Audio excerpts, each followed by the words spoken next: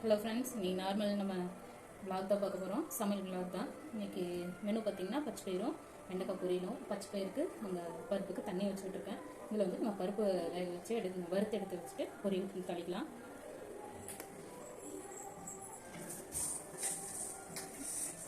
எங்கள் வீட்டில் 2 பேர் தான், அவ்வளோவா சும்மா பேருக்கு ஒரு டம்ளர் பருப்பு தான் போடுறேன்.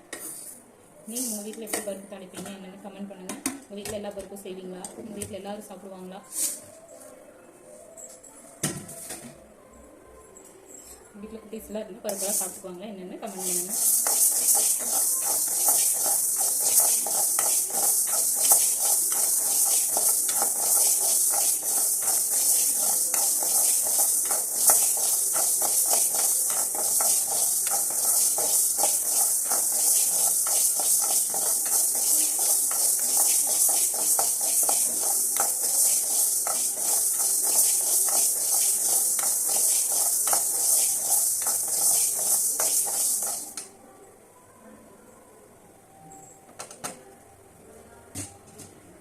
பருப்பு வறுத்து எடுத்து வச்சுட்டோம். தண்ணி கொதிக்குது, ஒரு 2 நிமிஷம் நல்லா கொதிக்கட்டும். பருப்பு ஆறுனதும் கழுவிட்டு பருப்பு போட்டுடலாம். இதில் வந்து நம்ம காய் தாளிச்சுக்கலாம். நீங்கள் வெண்டைக்காய் பொரியல் பார்த்தீங்கன்னா வெறும் உப்பு மிளகாத்தூள் கொடுத்து தாளிக்க போகிறோம். நீங்கள் எப்படி வெண்டைக்காய் பொரியல் செய்வீங்க? டிஃப்ரெண்ட்டாக எதாவது செய்வீங்களா? குழந்தைங்களுக்கு எப்படி செஞ்சு கொடுப்பீங்கன்னு கமெண்ட் பண்ணுங்கள்.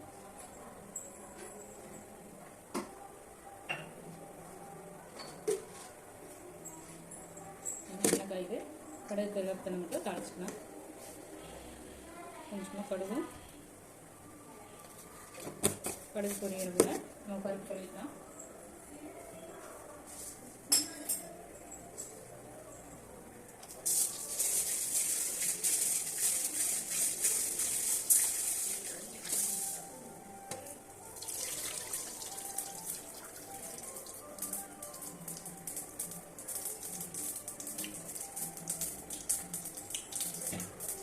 பருப்பு கழுவி வச்சு அதுக்குள்ளே இங்கே கடுகு பொரிஞ்சிருச்சு. 2 ஸ்பூன் கடலைப்பருப்பு போட்டுக்கலாம்.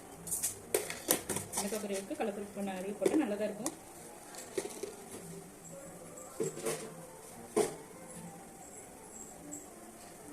ஒரு 2 கப்பு கருவேப்பிலை போட்டுக்கலாம். கருவேப்பிலை நம்ம வீட்டில் செடியில் பொரிச்சது தான், பொரித்து வாஷ் பண்ணி வச்சுருக்கேன். 2 கப்பு கருவேப்பிலை போட்டுக்கலாம்.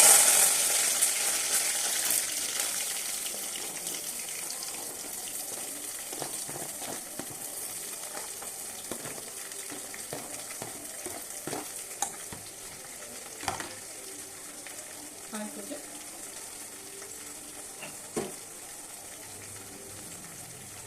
காய் உள்ள போட்டு சால்ட் போட்டு ஃப்ரை பண்ணி வைக்கலாம்.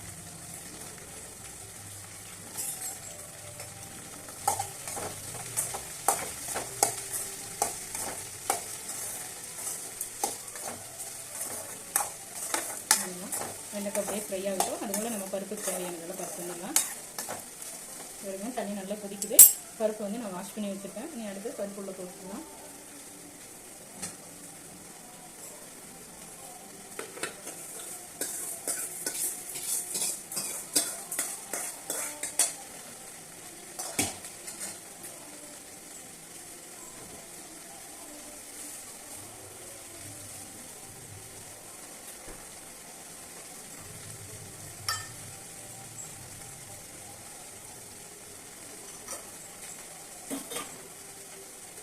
பருப்பு போட்டு மஞ்சள் போட்டு வச்சு உள்ள 2 தக்காளி மட்டும் கட் பண்ணி போட்டுக்கலாம். நான் வந்து ஒரு டம்ளர் பருப்புக்கு 2 தக்காளி போடுவேன்.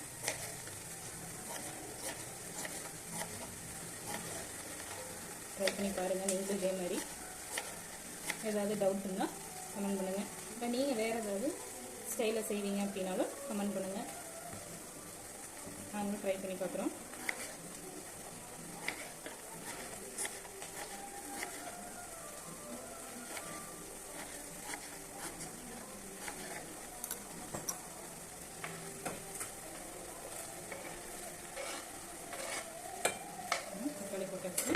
தக்காளியும் பருப்பும் நல்லா வேகணும்.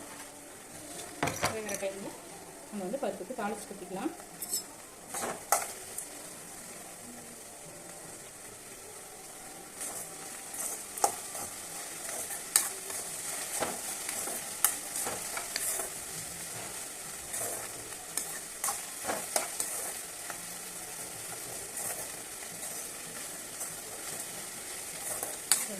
ஃப்ரை ஆகணும்.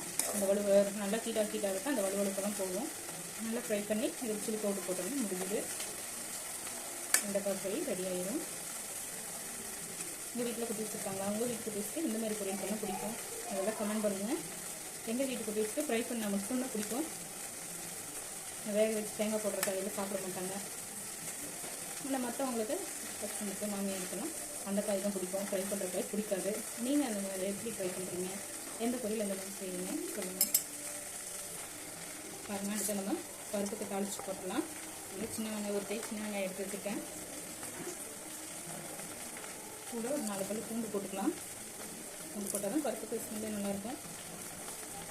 ஒவ்வொருத்தருக்கு பூண்டோட ஸ்மெல் பிடிக்கும். பிடிச்சவங்க கொஞ்சம் நிறைய போட்டுக்காங்க. இல்லை எனக்கு அந்த ஸ்மெல் பிடிக்காது அப்படின்னு சொல்லுவாங்க, சின்ன பேருக்கு 2 பருப்பு போட்டுக்காங்க. நிறைய போட்டாலும் நல்லா இருக்காது, கம்மியாக போட்டாலும் நல்லா இருக்காது. மீடியமாக சேர்த்திங்கன்னா தான் நல்லாயிருக்கும். நிறைய போட்டிங்கன்னா உங்களுக்கு பருப்போட ஸ்மெல்லே இருக்காது, வெறும் பூண்டு ஸ்மெல் மட்டும்தான் அடிக்கும்.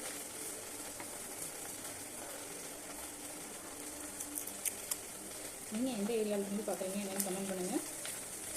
நான் வந்து யூடியூபுக்கு புதுசு தான், இப்போ தான் ட்ரை பண்ணுறேன். வேறு ஏதாவது வீடியோஸ் வேணும் அப்படின்னா சொல்லுங்கள், கமெண்ட் பண்ணுங்கள். தப்பாக இருந்தாலும் வந்து கமெண்ட் பண்ணுங்கள். இல்லை நீங்கள் ஸ்டார்ட் பண்ணல என்ன மாதிரி ஐடியாஸ்லாம் ஃபாலோ பண்ணீங்க, என்ன மாதிரி வீடியோஸ்லாம் போட்டிங்க, உங்களுக்கு என்ன மாதிரி கமெண்ட்ஸ் வந்தது அப்படின்னு வந்து சொல்லுங்கள், ஷேர் பண்ணுங்கள். பூண்டு ஒரு 6 வரமிளகா போட்டுக்கலாம். பச்சை மிளகா போடுறதுனால போட்டுக்கலாம். உங்களுக்கு எதோட டேஸ்ட் பிடிக்குமோ அந்த டேஸ்ட் போட்டுக்கோங்க. எனக்கு வந்து வரமிளகா போட்டால் தான் பிடிக்கும். ஆனால் வரமிளகா போட்டால் தான் எல்லோ, க்ரீன், ரெட் எல்லாம் கலந்து ஒரு கலர்ஃபுல்லாக கிடைக்கும். உங்களுக்கு எப்படி பிடிக்குமோ அதுக்கு அந்த மாதிரி போட்டுக்கோங்க.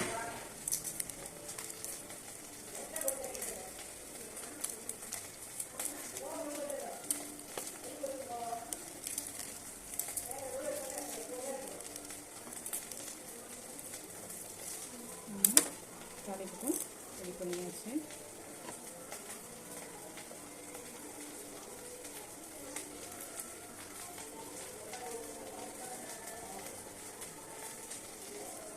நம்ம காயை வேறு ஸ்டவ்க்கு மாற்றிட்டு இதில் பருப்பு தாளிச்சிக்கலாம்.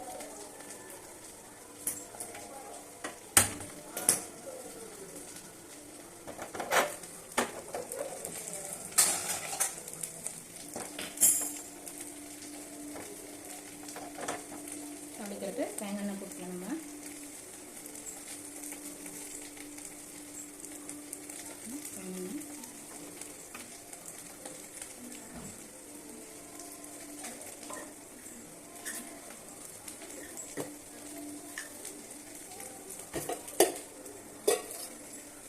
நம்ம இதுக்கு பருப்புக்கு வந்து கடுகு தாளிக்கிறதுல சீரகம் தாளிச்சிக்கலாம். சீரகமும் வரமல்லியும் போட்டு தாளிச்சிக்கலாம். தாளிச்சிட்டு ஃபஸ்ட்டு வந்து பூண்டு போட்டுக்கலாம். பூண்டு ஒரு 2 நிமிஷம் நல்லா ஃப்ரை ஆனதுக்கப்புறம் வெங்காயமும் வரமிளகாயும் போட்டுக்கலாம்.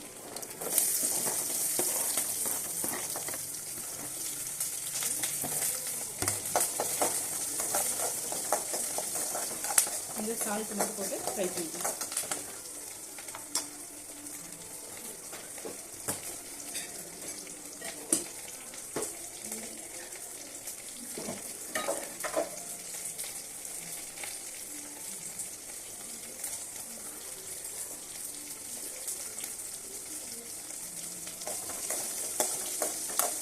ஃப்ரை பண்ணி விட்டுட்டு கொஞ்சம் வளர்ந்து எடுத்து பருப்பில் கொட்டிடலாம். வந்து காலையில் சமையல் கிடையாதுங்க. காலையில் வந்து வெறும் டிஃபன் மட்டும்தான். அதுவும் மாமியார் பாப்பா மட்டும்தான். 2 பேரும் ஏதாவது டிஃபன் பண்ணி கொடுத்து உப்புமா, தோசை ஏதாவது கொடுத்து சாப்பிட்டுக்குவாங்க. அப்புறம் மதியானத்துக்கு மட்டும்தான் சமையல். மதியானம் எங்களுக்கு 3 பேருக்கு தான். ஹஸ்பண்ட் ஆஃபீஸ்லேயே சாப்பிடுவாங்க. இவ்வளோலாம் செய்ய மாட்டோங்க. பருப்பு பொரியலெல்லாம் தனித்தனியெல்லாம் செய்ய மாட்டோம். ஏதோ ஒன்று தான். இன்றைக்கி ஏதோ ஒரு நாள் மட்டும்தான் பருப்பு, ரசம், பொரியல் 3 வச்சு சாப்பிட்றது.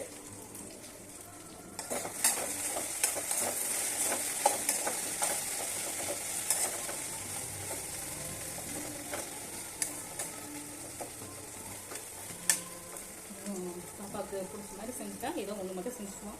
பாப்பாவுக்கு பிடிக்காத மாதிரி செஞ்சால் மட்டும்தான் கூட அவளுக்கு பிடிச்ச மாதிரி ஏதோ பொரியல் பண்ணுவோம். ஏன்னா சமையல் சாப்பாடு நல்லா சாப்பிடாட்டியே குழந்தைங்க வந்து ஒரு ஏட்டமாக தான் இருக்கும். அதுக்காக தான் வெங்காயமும் நல்லா வணங்கிடுச்சு. எடுத்து பருப்பு போட்டுக்கலாம்.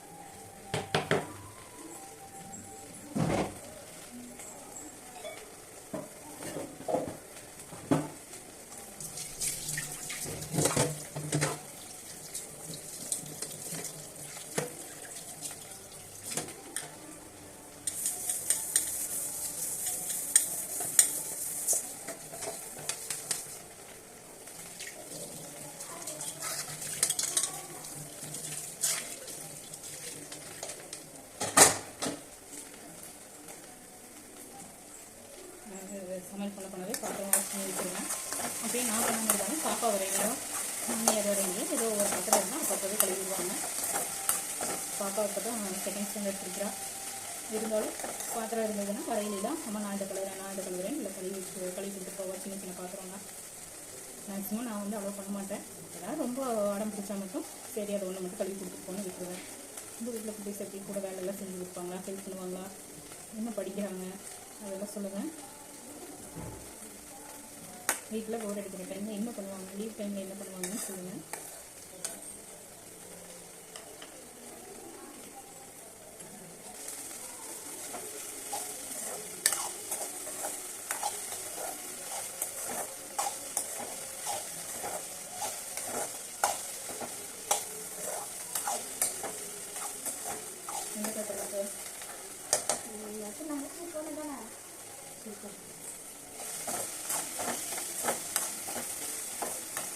பாருங்க, எங்கள் பாப்பா இப்படி தான் ஒரு நாளைக்கு 4 தடவை கிச்சனில் நான் இருந்தேன்னா வந்துட்டு போயிட்டே தான் இருப்பா. சமையல் முடியறதில்ல. இவங்களாம் அங்கே ரொம்ப வம்பு பண்ணிவிட்டு அவங்க ஆற்ற திட்டாங்கன்னு வந்து சொல்லிட்டு போகிறான். ஏன்னா அவ்வளோ பிடிச்ச காய் செஞ்சால் வந்து பார்த்துட்டே தான் இருப்பா.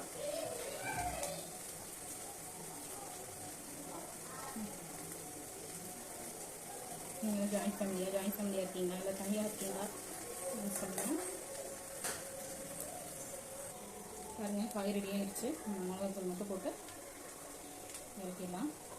நான் வந்து வீட்டில் எல்லாம் அரைக்கிறது இல்லைங்க, பார்த்துட்டு வாங்கிக்கிறது தான். வீட்டில் எல்லாமே ரொம்ப கம்மியாக தான் இதாகும். அதனால ஒன்றும் தனியாக அரைக்கிறது இல்லை. அதெல்லாம் பாக்கெட் வாங்கி யூஸ் பண்ணிக்கலாம். அதுக்கெல்லாம் பாப்பாக்காக சும்மா பேர் கொஞ்சம் அதுதான். காய் ரெடி ஆகிடுச்சு. காய் இறக்கிட்டு ரைஸ் வச்சிடலாம்.